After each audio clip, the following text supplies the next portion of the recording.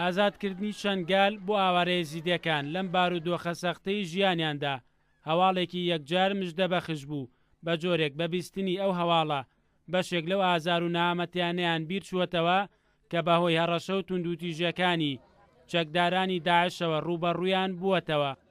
زۆر پێخۆشین شنگار ڕزگار کرا لە دەستی داعش دەرچووە ئەمە زۆر حال پێخۆشین زۆر حمدە لە ماڵە خودیاوە شنگار ڕزگار بوو زۆرمان پێن خۆشە و ڕۆژی جەژنی خۆمان بوو شنگار ڕزگارکردن و زۆرمان پێ خۆش بوو دوو جەژنی خۆمان ئەم گەلەکە کێف خۆش بوون کە شنگال هاتە ڕزگارکردن ئەم گەلەکت کێف خۆشرم چن وەتانەی خو جهێ خو ڤەگەڕهنوەلە مەرزێ شنگال بربەن و ئەم چ ماڵێ خۆوە.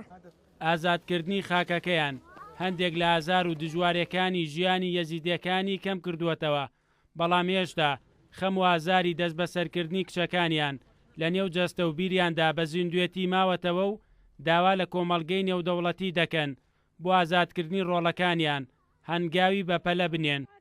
شنگال ڕزگارکردن ئەم گەلێکی پیت کێفخۆشین کێفامە گەلێکی تێدا ئەف عایلە هەموو گەلێکی مفەڕەحن سەروی شغلی داخوازە ما ئەوە هەکە ڕۆژێکی دەستێوان گەشتێدا ئەف کەچ و ژنێت هەکە گرتین ئەوێکە دەستێوان دەماین وانجیش دەستێوان خەلاس بکن. ئەم کێف خۆشن گەلەکە شنگال ئازادکردن ومەدبێت چلۆ شنگال برن کەچک و ژنێ ئێزداژی ڤەگێڕن. ئەم حەز دەکەن کەچ و ژنێ ما ڤەگێڕن زۆر پێخۆشن ئەم کێف خۆشن ئێستا شنگال برینە ئەم زۆر پێ کێف خۆشن ئەم ڤەگەڕینە جیوارێ خۆ گەلەکیم کێف خۆشن شنگال ئازادکردن ئەم هی کێف خۆشترت بوون هەگە قیت و ژنێمە دەستێ داعشدا ڕزگار کردبانە خاڵێ من دەستێ داعشدایە کەچ ماما من دەستێ داعشدایە کەس و خۆیمە هەموو دەستێ داعشدەینە مەدبێ هەمووش مارە ڕزگار بکرد.